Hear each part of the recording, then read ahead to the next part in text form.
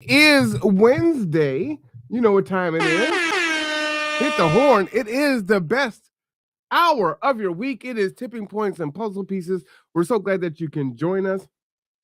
I just need to make sure that we're going well because I hit the live button and it took like 30 seconds to register live. So I'm like, are we live? I believe we are. So excited to be here on another day, another week with you. Hopefully, as usual, you will gain a lot of insight from our conversation and you'll take away some really good things from that conversation. But as always, I don't do this alone, right?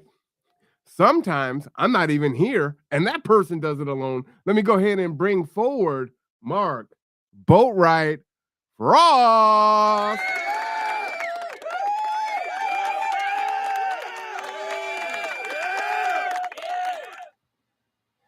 So I think there's a saying that says, always alone, but never lonely. Oh, really? Yeah. Always alone, never lonely. I'll have to think about that. But Interesting. never alone and sometimes wanting to be lonely. I don't know. I guess that can be a truth for sure. Yeah. How are you Anyway, doing? good. And that's actually interesting because today's topic is how to grow a community. Ooh, all right. And so we're going to be talking about what we do and what we are doing and how it all fits together into growing a community so people understand how this all fits together because sometimes you have to be really blunt and I am a person who likes to do subtle statements that tell a story, Mhm. but sometimes a hammer is better. So we're going to talk about building community and hey Kendra and how that works. So I'd like you to bring up the Kids Up Resiliency Project page because I know you don't have a lot of time. Hand pink waving. Okay. So Kendra and Terry are joining us right now. And Marwan's bringing up the Kids Up Resiliency Project page. Hey, Kendra. Hey, Terry. Okay, so we've been posting a lot of stuff recently because, as you know, we have started working toward putting a garden together for Matthew. And I'm doing a little bit of education for myself as well as the Kids Up Resiliency Project page. So you see the one here, some information on sheet mulching, because we're about to start a sheet mulching project in Matthew's yard.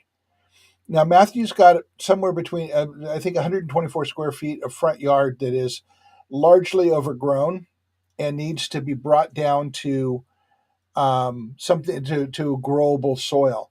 And it's largely overgrown on purpose. He's been letting it go for a while, so there's no chemicals in the ground. There's no chemicals. There's no real work that's been done on it. And now we're going to bring that soil back into a place of real health and natural health, so that next spring we can start growing some amazing fruit for the community and vegetables for the community produce. So sheet mulching is one of the things we're going to be doing, and it apparently is essentially putting wet cardboard on the ground and letting it mulch into the ground. It basically takes all of the um, plants and everything and mulches them, turns them into a healthy mush going into the ground. But before we get there, if you can go down a little bit to a post calling itself a shitty day, go past this a little bit further. That's your barbecue. You want to stop there for a second?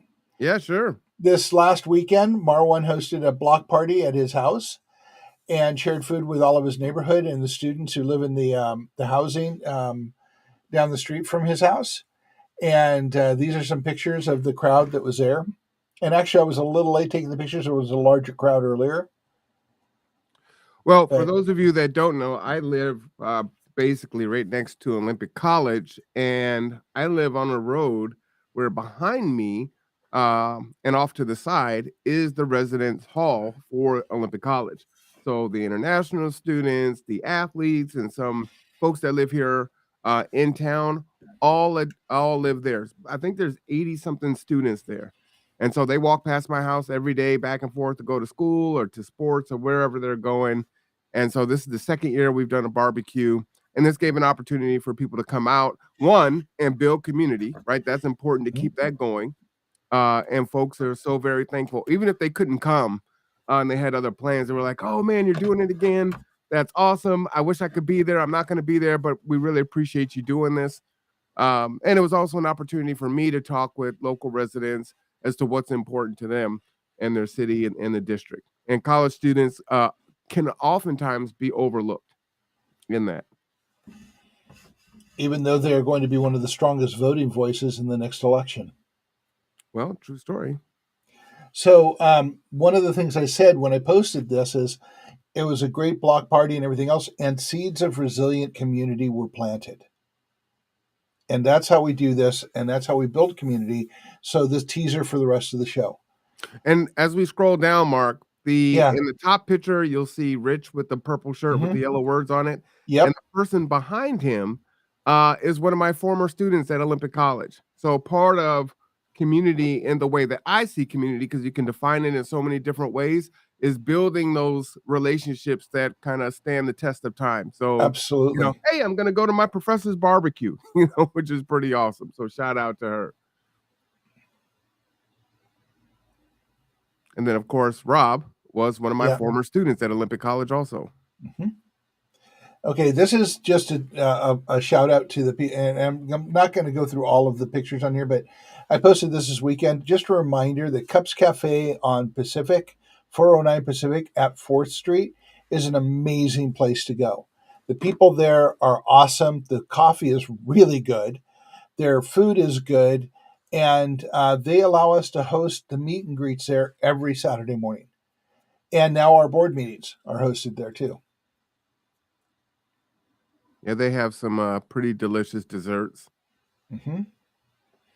And they're just really good people. Friendly staff, yeah. Yeah. Friendly staff. And last weekend they were playing R&B, and it was just awesome. They were, weren't they? Yeah, old school R&B. Yeah, and if you guys missed it, I made one of my rare appearances. Yeah. I was there. Yes, he was, and we got a lot of stuff done that on Saturday. I had to spend 2 days processing it. So, and for those of you who don't know, we do a meet and greet there from 10 till noon every Saturday. So join us down there, have some coffee, and let's talk about building community. Is that every Saturday? Every Saturday. Wow. Oh, I might be able to make more than just once a month then. Yeah. So anyway, if you keep going down, I think the next one, nope, one more. We'll get back to that. Keep going. I didn't realize how much I posted. How much you put on? Yeah, keep going. I'm not seeing.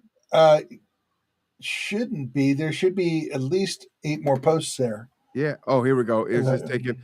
You know what? The weather's bad, so it could be. Yeah, just the internet's being funky because of the wet, because it's wet. And of course, yours shows it out of order of what I posted. Really? Yeah. Go back up a little bit. Is that which one? No, that one there. Oh, so begins. Okay, so go back up toward the top and let's look into the feed box. Do you have access to the pinned stuff? You know, this is Facebook all over the place. You never can trust it to do what you want it to do. Mm-hmm.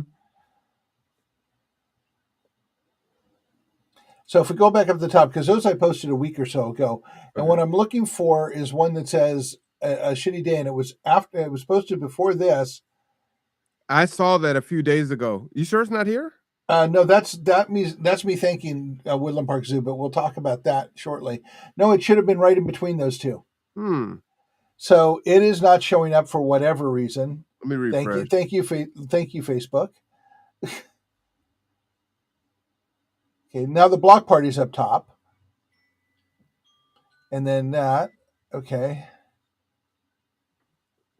Okay, so it just reorganized things, but it's still not showing that one.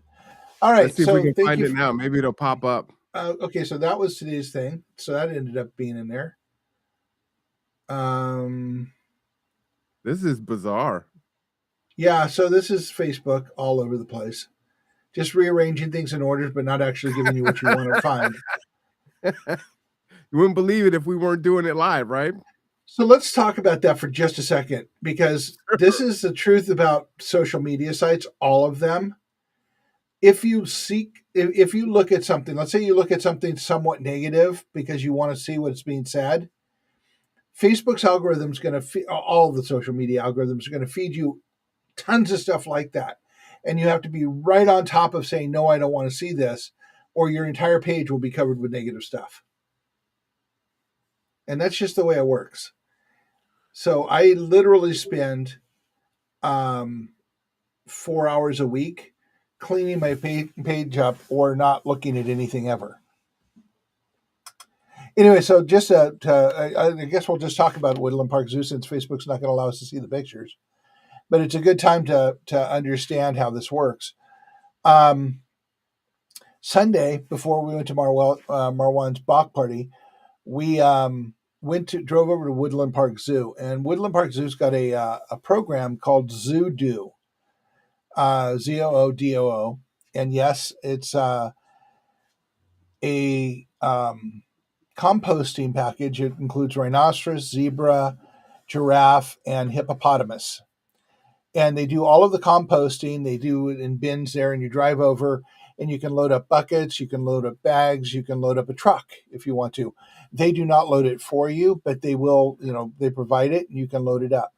Um, After my experience on Sunday, first of all, I'll let you all know that I hate driving in Seattle. I think it's taking my life in my hands, and I prefer to do almost anything else. Driving out to Woodland Park Zoo on a Sunday is insanity. And Wait, if you're is it going Woodland Park in Tacoma? No, Woodland Park Zoo is in Seattle, out in the Fremont district. What's the one in Tacoma? The Point Defiance Zoo. Thank you. Okay, I'm with you now.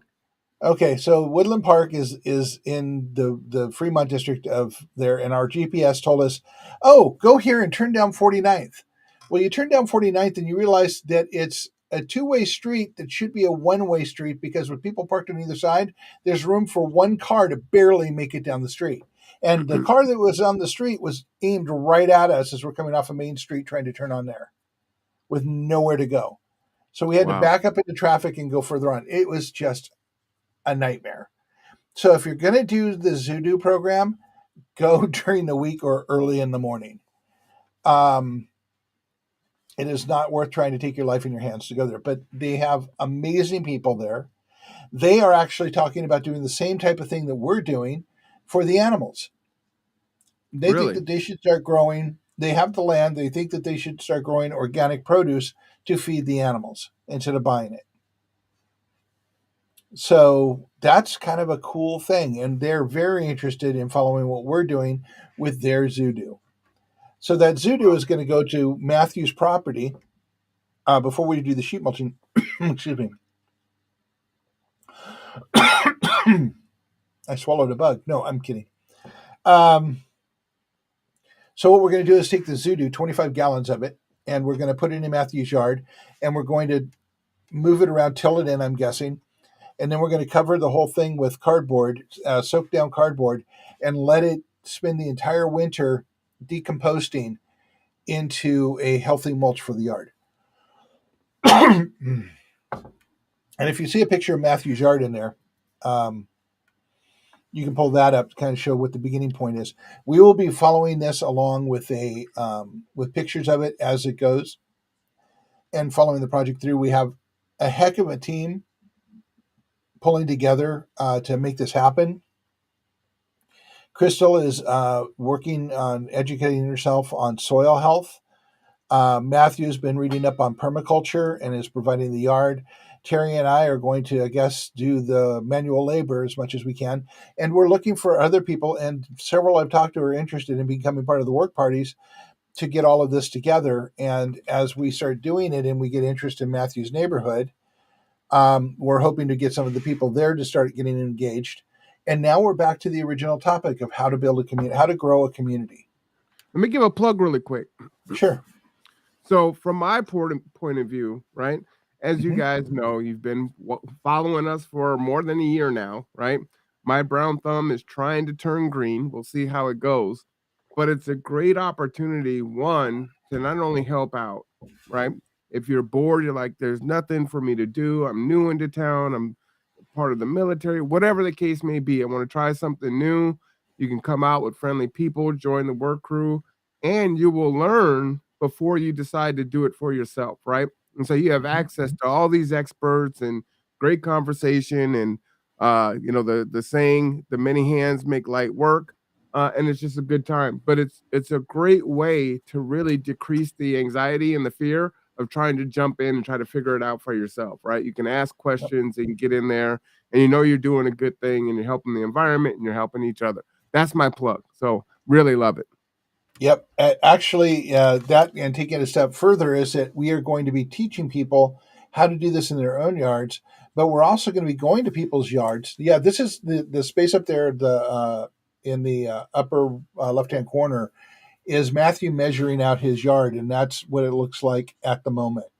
We will do more and more pictures of it as we go along so that you can see how it progresses with through the sheet mulching.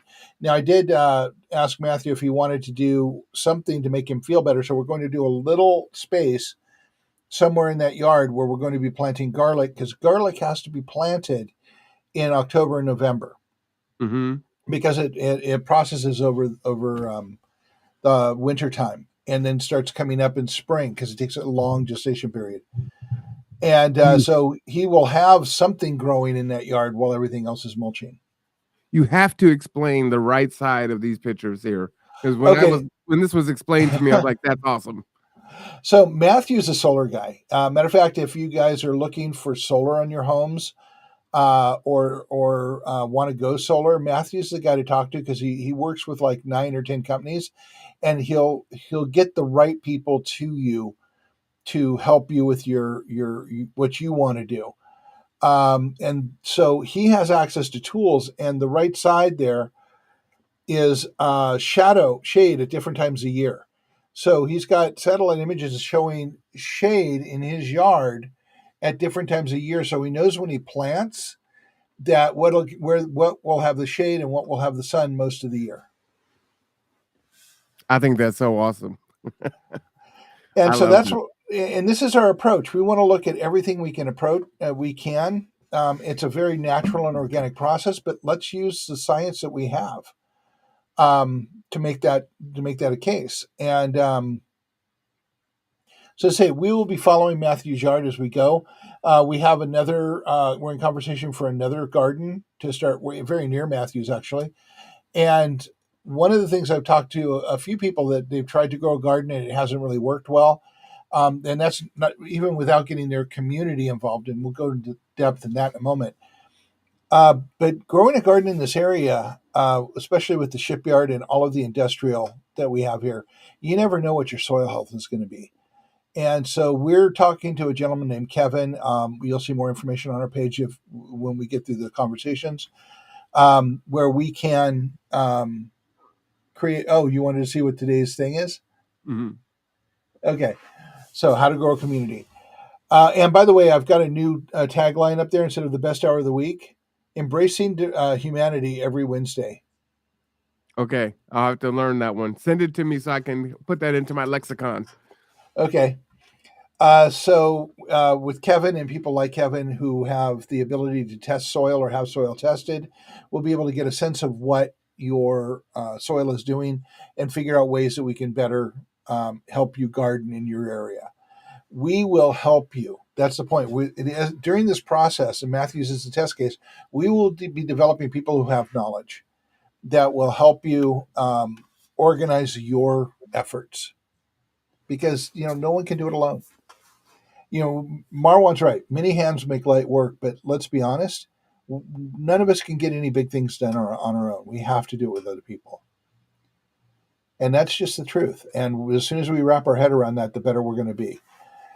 So we were talking Well, to to that somebody point, Mark, yeah, look at that yard, right? You can yeah, just see the scale of how big Matthew is and how much work needs to be done to get that yard ready to grow, right? yep, Would you wanna do that by yourself or your partner? To have a work crew of 15 or 20 people all laughing and having a good time and knocking it out is great. And then you yep, rotate to the next one and the next one and the next one, and yep, it just catches fire. I love it. yeah. And Marwan's going to provide the first pizza. All right. I'm with that. Okay. Anyway, so we will be working on Matthew's yard, getting that in, doing the sheet mulching, and then next spring we will be prepping the soil and till and everything else. But it's not going to be your standard tilled garden. This is why I've been putting terminology up on the Facebook page. I wish I could show it to you, but Facebook is going to be obstinate today, um, and every other day.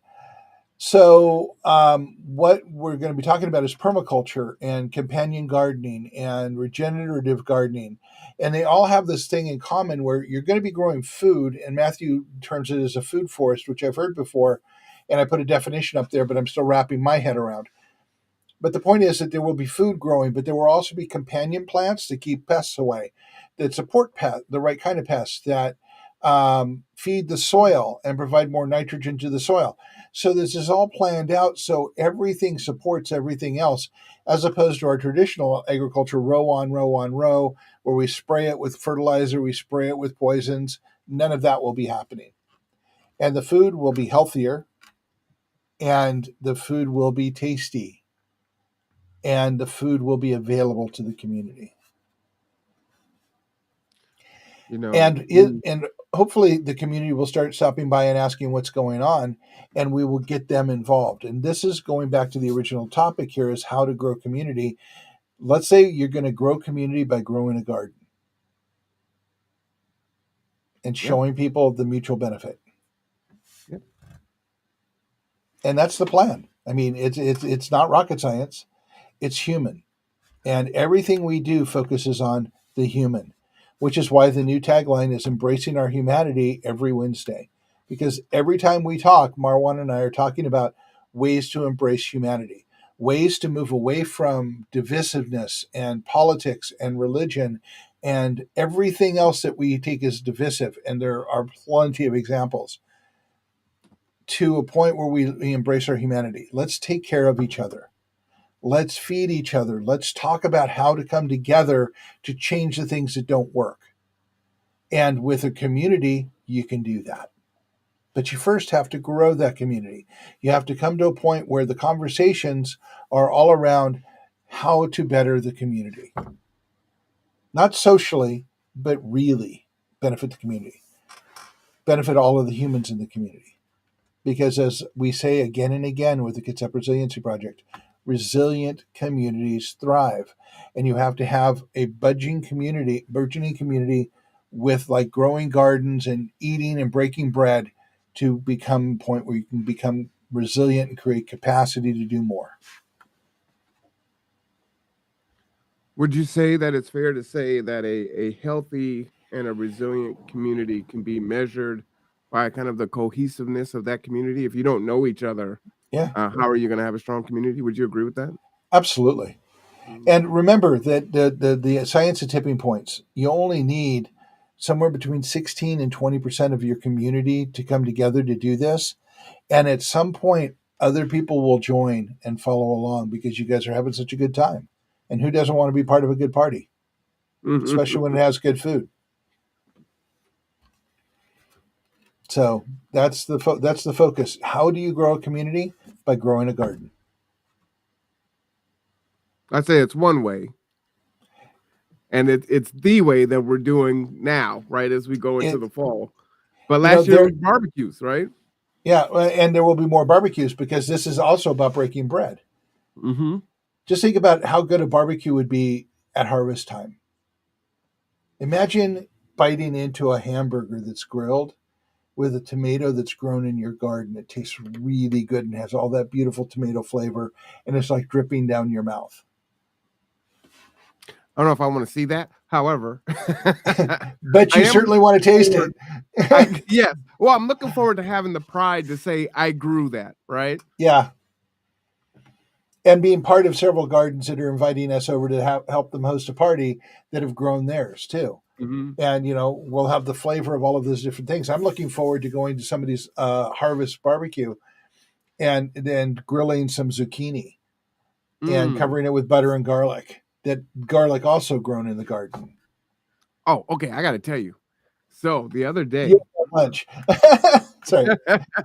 shout out to Joe. After my back surgery, she came over and made a few meals for me. and one of the recipes um, was it is it oven roasted zucchini, Hmm. and it had parmesan on it, and it was the actual grated parmesan, and it made Right. it crispy. I could have eaten a whole pan of zucchini. It was like the most delicious thing. Yep. So And growing it and eating that, oh man, yeah. yeah, I'm looking forward to that. Yep. And you can put some tomatoes across the top of it and let it roast with the parmesan on it too to give that little tomatoey flavor, and it almost becomes a sauce as it cooks.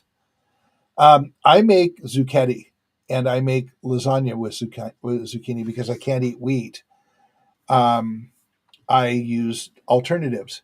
So I get a large zucchini and I use my mandolin and slice it into, here we go, thin slices, about yay big, and lay it in a pan. And then I put sausage and then cheese and sauce, and then I put another layer, and then I do more cheese and sauce, and maybe I'll put lamb in it sometimes. Maybe I won't, and I just do these layers until this you've got a lasagna, and you stick it in the oven. And it comes out. It's amazing.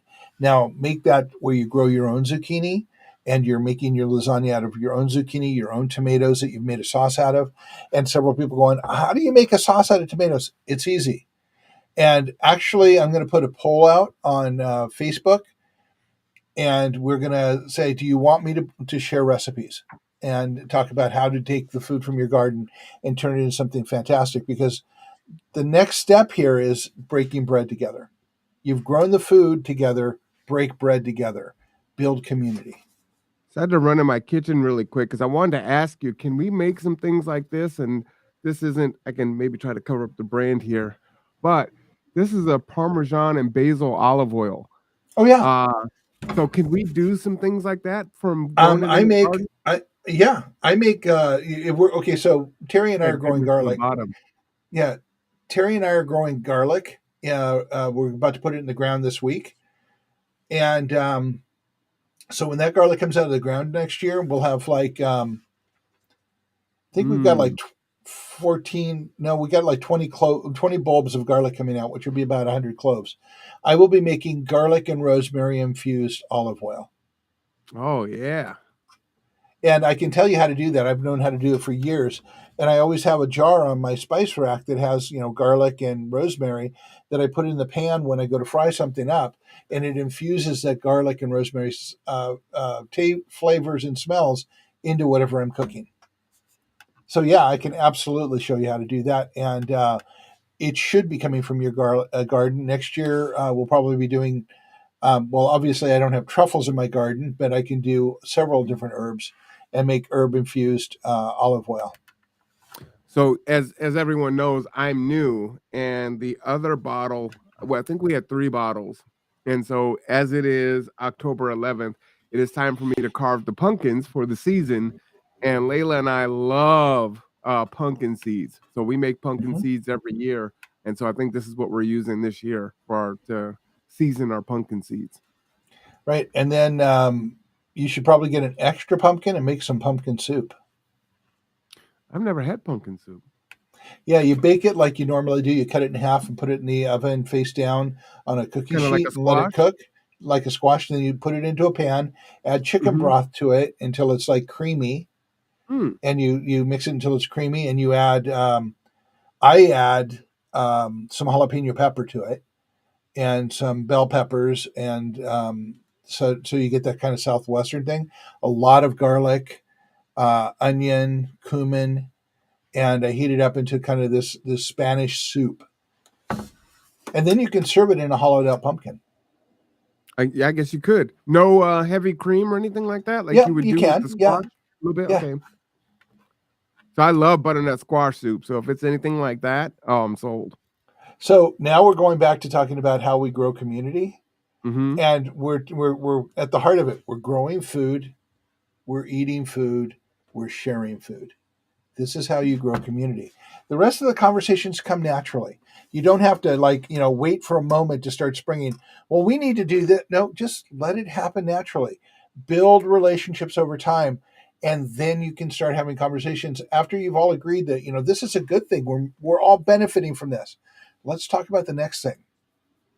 And You know, I'm going to hammer on this. So Marwan, as a county or a city council person running, cover your ears for a minute so I can rant. So I will tell you this, and Marwan's challenged me on this. I've talked to a lot of water districts. I've talked to the tribe. I've talked to KPUD. No one seems to know what our water tables are doing. Or if somebody does, I haven't been able to find it. I've been looking for 2 years. And I'm pretty good at researching. And they're the economic development people here and the politicians here want to bring in 500 more people onto this peninsula that has 266,000 people. So we don't know what the water is doing. Our infrastructure is substandard in every possible way. The streets are horrible. The wastewater treatment, the way that we're thinking about it is ancient, and we need to improve this. We need to think about power and how we can continue power and how we can continue the internet communications. These are all projects within the Kitsap Resiliency Project. So please go to the Facebook page, the Kitsap Resiliency Project, and connect. And you're only going to see part of what it is, and that's just what it is. But we're trying to fix that by going to Mighty Networks in the near future, so you'll be able to go there and be able to connect with what we're doing. But the question here is, how can we continue, we as a community, allow the politicians and the developers to continue to push an agenda that is downright harmful to us all? They want to have the money, but so that they can fix the infrastructure. But you can't really build until you fix the infrastructure. It's a catch-22. And I get that they have far less money than they have, and fewer people are spending money, so sales tax is an issue. And development is the only way you get reliable income. I understand all of that. But I think a serious conversation has to be had with a lot of people, putting pressure on them to think of different ways to address this and to come up with a real plan instead of these weird 20-year plans that really don't have a lot of teeth in them. So that's my rant for the day. You can unplug your ears. that wasn't too harsh there. No, but it is what we need to do, and building community, growing community, developing community together leads us to ask these questions. It is not a political question. It is a human question. And politics is part of what we have to pressure to do this, but it doesn't matter what side of the aisle on, everyone's doing it. They're shortcutting the infrastructure for us. We do not have the ability to create a better infrastructure. We do not have the ability to pressure people who are letting their buildings become substandard. And Marwan and I do work with people who are challenged for housing and other things. And I've seen some horrible, horrible things. There are people all over Bremerton, I know of, that house people who are at risk. They don't have a lot of money. They live on a fixed income. They are, barely making it by. They have food stamps, and these landlords are slumlords. They put them in these tiny rooms. They make them walk long distances to use the bathroom. They put all of these weird restrictions on them. No matter what agreements they have, they raise the rent. They make decisions that these people need to be gone if there's any kind of feeling of challenge. They like to do business in cash so they can't be tracked and traced. And there are bunches of them all over the county, and the people living there are so marginalized it's not funny. Yes, there's a huge homeless issue, but these people are the next line of becoming homeless if this continues to happen. And these are things that we have to look at if we're even marginally human. And we have to hold people's feet to the fire to go do code inspections, to go find where these places are, and to hold their feet to the fire to do the right things. and get the less legitimate, which are the majority of them, as far as I can tell. And there are no studies on this because it's all sub rosa, it's under the radar. Um, you need to hold their feet to the fire. You need to get them out of that business and find places for these people to live that they have some security, because it's about human security, really. It really is. This is all about human security. It's about someone being able to get back on their feet because they have someplace to go. If you're using drugs because life is too hard, and you start using drugs to escape it because you cannot seem to make it out, you're not going to stop using drugs unless you see a light at the end of the tunnel. There has to be a reason. And right now, we just say, oh, they're druggies or they're crazy or whatever, and treat them like that. And the truth, and here's the truth: 46%, 150 million people in this country, are one paycheck away from being that person. And we need 46%. 46%. I've said this so many times, but I'm going to say it so people hear it. 150 million people in the United States, the richest country on the planet, are one paycheck away from being homeless. Mm. We scream how wonderful it is that we have 1.3 million new jobs that will not allow someone to live on the paycheck. You have to look at both sides of the coin. Yes, there's a job. Yes, you're making $50 an hour, but do you have 6 friends that you can live with to be able to pay rent? That's the That's an reality. excellent question. That's the reality. It's an And excellent question. you can put your head in the sand, but I've always said if you have your head in your sand, you've got your ass in the air, and someone's going to come along and kick it.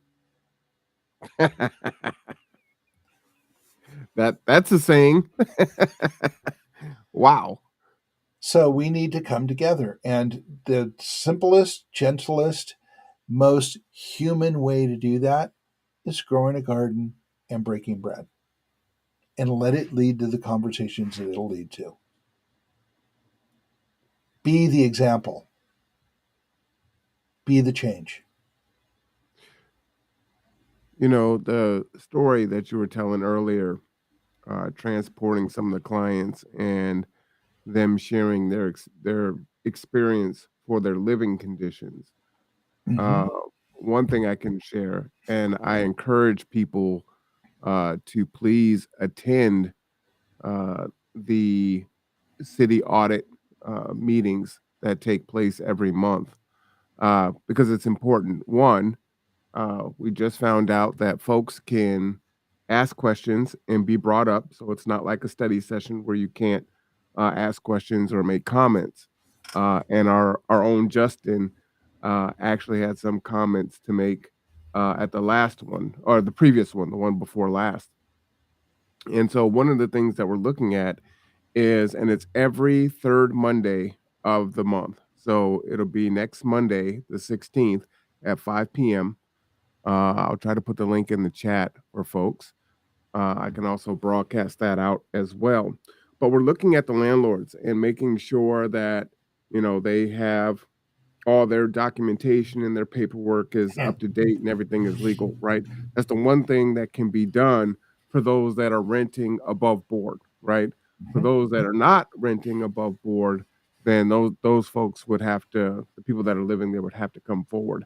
And I understand that's a double-edged sword because one, it's your home. There's not enough affordable housing stock, and you do need people to make these uh deals with people to have a roof over their head, right? And it's a slippery slope because where does the line meet taking advantage of someone, but then also offering something that they really need, and it's not going to look like the standard of what exists. So I'm well aware of folks that are couch surfing and finding different unique ways to make ends meet and the symbiotic relationship. Like you said, many people are on fixed incomes, both sides, right?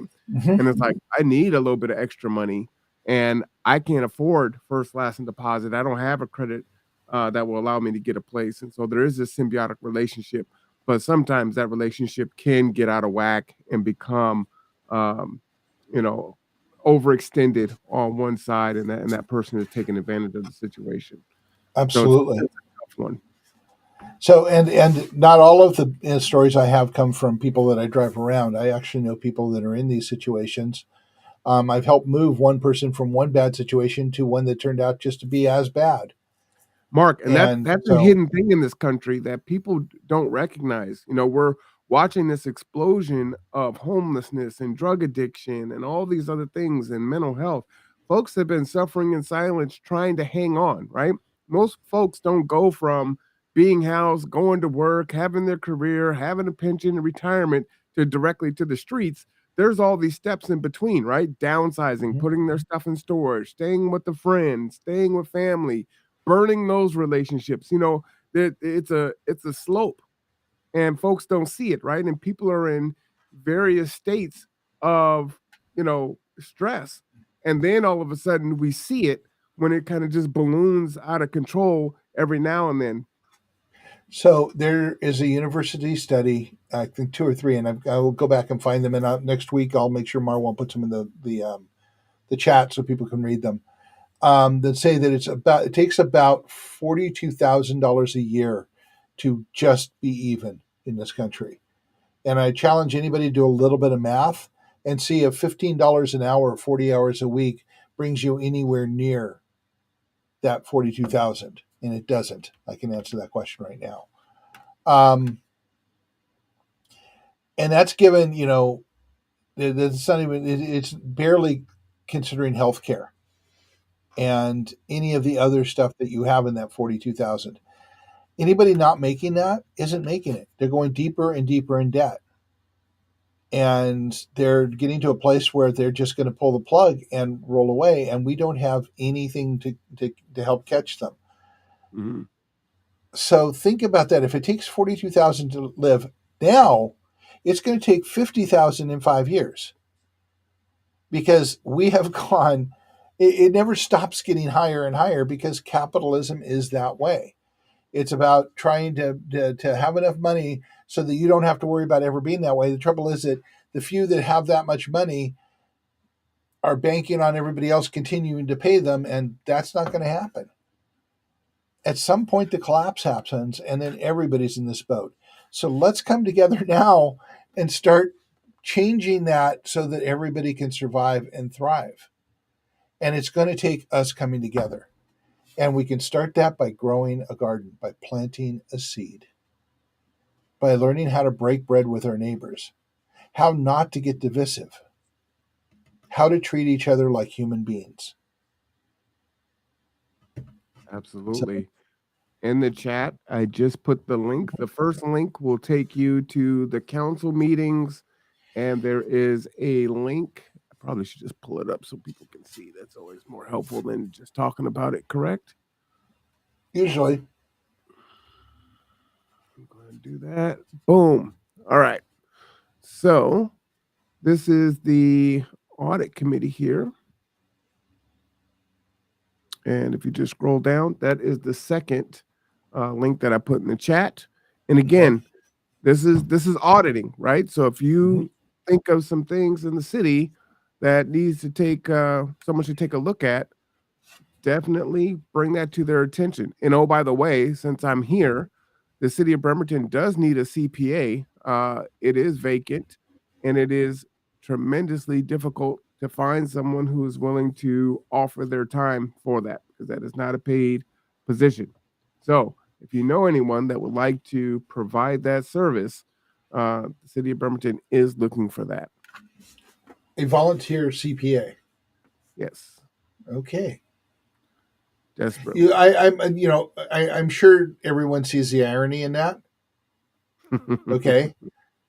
Because this is extraordinarily ironic that the city of Bremerton wants you to volunteer to be a CPA for the city who we depend on to provide services for us, who is unable to provide service for us because they don't have enough money to do the services and they are not looking for other ways of dealing with that. They don't have the people to regulate.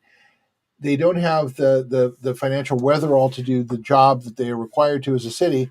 And that is why we have so much development and so much high end development It's not really rocket science. It's the only way they can generate a regular income to try and catch up, which they never will because it's a never ending game. Which You is have to my go ahead. argument that we have to do something radically different in order for us to slow this debt clock, right? It's Well, it's a runaway train that is long past, gone past the stop of not having a catastrophe at the end. okay, so let's talk about wastewater treatment for a second. Mhm. About 7 or 8 years ago, Brownsville, who's county land, spent $60 million to upgrade their plant. And when they upgraded it, they upgraded it enough to be more than the minimum, but not to the maximum. And now we have more and more people in the county, more and more wear on the plant. When there is technology out there that was far cheaper, that does a far better job of wastewater treatment, but we would have to have developers pay for it. So $60 million goes to this instead of 5 plants at 25 million, partially paid or totally paid for by developers who want to develop a land. But developers will tell the politicians that, oh no no no no, we can't do that. We'll just go somewhere else. And the politicians think we're going to lose this, and you get into this fear of loss of revenue, and you're not willing to hold people's feet to the fire and get the right people in to provide the infrastructure. And this is how the debt cycle happens. You end up going deeper and deeper into the hole because you're giving away the farm to try and get money to save the farm. Well, and no one wants to be, that person or that body to make the hard decision, which is gonna hurt on the short run, knowing that, hey, that may result in you not being reelected, but you did the right Mm-hmm. thing, right? Somebody is gonna catch the hot potato and is gonna have to make the hard decision. And we should have just made the hard decision and pulled the Band-Aid off decades ago. Yep. And this is something that we have to do. And this can only be done when community comes together and demands it. No one is going to do it without that input. But the And has community an doesn't even, understanding. right. And the community doesn't even understand that this exists. No. Okay. Because politicians are sure as hell not going to say anything about it. Oh, yeah, because they won't be elected again. They're constantly dancing in the musical chair game, trying to see who's going to be stuck standing at the end of when the music ends. Because no one wants to say anything, but this is an ever declining situation. And all you need to know to prove this is drive around it and look at how things are being done. Go ahead. You're going to point out the schedule. Yeah, I was just gonna say, well, here is the schedule: council meetings, committee meetings, and district meetings. So if you're looking for, and I'm just gonna click here on the committee meetings, right? You're looking for the Arts Commission, or again the Audit Committee, the Planning Commission. These are all really important things, right? Finance, investment, and parking. You may have some expertise or interest here, and your voice needs to be brought to the table, right? And so all this stuff is here. And what I was going to say, Mark, is these things are all done in the light of day, as in they're open to the public to attend. Mm-hmm. The problem is that typically the public does not attend, so they have no idea what's And happening, or very and few people do. and the majority of the public don't even know they exist. Hmm. So we have one person in a community who knows about this stuff, or maybe, a city council person who is part of the project who goes and talks to people about all of the things that they can do. And people end up talking to each other about things that need to change and things that are challenging because somebody asked a question and it became part of the conversation. And once you learn how to not to make it political, you can look at it and say, okay, so this is decisions that we have to make, and then we have to help our city council people and the mayors and the commissioners make better decisions. Because without our input, they will not make better decisions. They will be making the decisions they have always made, which we have just talked about being a downward spiral. Yeah. And I would argue that these meetings coming up are some of the most important city council meetings that we have all year. If you bring your attention here to Monday, October 23rd, budget workshop. Wednesday, October 25th, city council study session. And then on the 26th, the day after, is another budget workshop, right? This is the budget for next year. So Mm-hmm. if you're going to have any kind of input, asking questions, bringing attention to, that is the time to do it. That money gets allocated quick. And then there's always shortages, right? Because there's so many different things that need to be done. So, well, we'll put this off until next year. So, And if you have a volunteer CPA, they can put together numbers like how much does it cost to manage the homelessness issues the way we're doing it now, and how much would it cost to find a better way to do it that takes less of the city's resources to make it happen. well, tune into city council tonight because, as folks know, I'm part of Rock the Block. A bunch of nonprofits coming together to try to provide services and get people off the street down on Martin Luther King and Broadway. And we have submitted a budget proposal on how much it has cost us to do just that. And from how I understand it, is if it's under $100,000, the mayor can allocate money to it directly. He doesn't have to get the permission from city council. And so city council, I believe, will be discussing that this evening. So it's great to tune in and do that, right? And I share this stuff out because it's important. Really, we do have the power. We don't know we have the power, and we have to take the power back. But the first part is understanding that we do, and then taking people basically to the trough to drink. Right. Two things here. One, the flip side of that is the mayor can decide not to allocate the money, which is the other flip side of that. And we have to look for that as well because it is our right and our duty to challenge officials who do not do what we need them to do. Mhm. So understand that the other side of this is we need to look at what people are doing and make sure it meets the needs of the community. If it does not meet the needs of the community, we need to come together and challenge that, saying, "Excuse us, no, this doesn't work for us." Well, and literally, for an example, and really, there's no way for me to take myself out of it, but I can just use it as an example, right? We see that there's an issue in this community where we've been waiting for city council and the mayor to address the issue. They have not, and or the county, right? And so, folks, they're doing things. It's not that they're not doing anything and sitting on their hands. There is the Salvation Army, and there is the county, and there's the Heart Team, and the Real Team, and all these different agencies that are doing the work. And so citizens have come together and said, "Hey, we're going to roll up our sleeves and we're going to do this." And we have found some synergy and some successes here, right? So now we, the people, are saying, "This is what you should spend money on." And oh, hey, by the way, we're doing it at pennies on the dollar compared to the money that's being allocated right now. So if you allocate it this way, we can do more with less, which is always the way, right? Mhm. Do more with less. That's the magic word. And we can switch our attention and say, how can we put that model toward affordable housing, toward whatever it is that we're trying to work on here Mhm. in our city, right? And then the conglomerate of people, of citizens, of residents lending their knowledge, skills, and abilities, we can get it done. Absolutely, and it takes. Okay, so I'm going to go back to the puzzle piece analogy you guys have all heard me talk about before. All of us bring a piece to the puzzle. All of us have knowledge that somebody else doesn't have. And acknowledging the fact that that's true is a first step toward being able to hear solutions that are outside of the common thinking process that Mhm. will do a better job.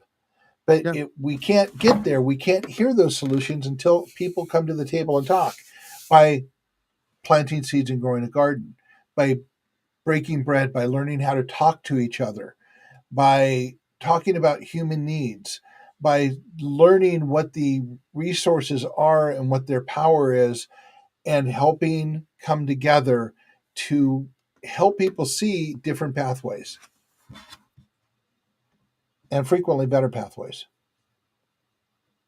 Yeah. Absolutely.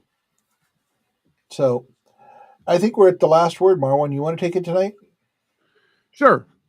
Let me just get back to my screen here. Okay. These Macs do kind of some things on their own from time to time. The last the last word of the day. Maybe I'll add some political piece to it. As we know, there is things that are happening uh, between Israel and uh, Hamas, and it is emblematic of Ukraine and Russia or conflicts in Africa, things that we have all over the continent. And there's a lot of civil unrest. There's a lot of divisiveness. And next year, we're going to have our presidential election, which is going to cause even more.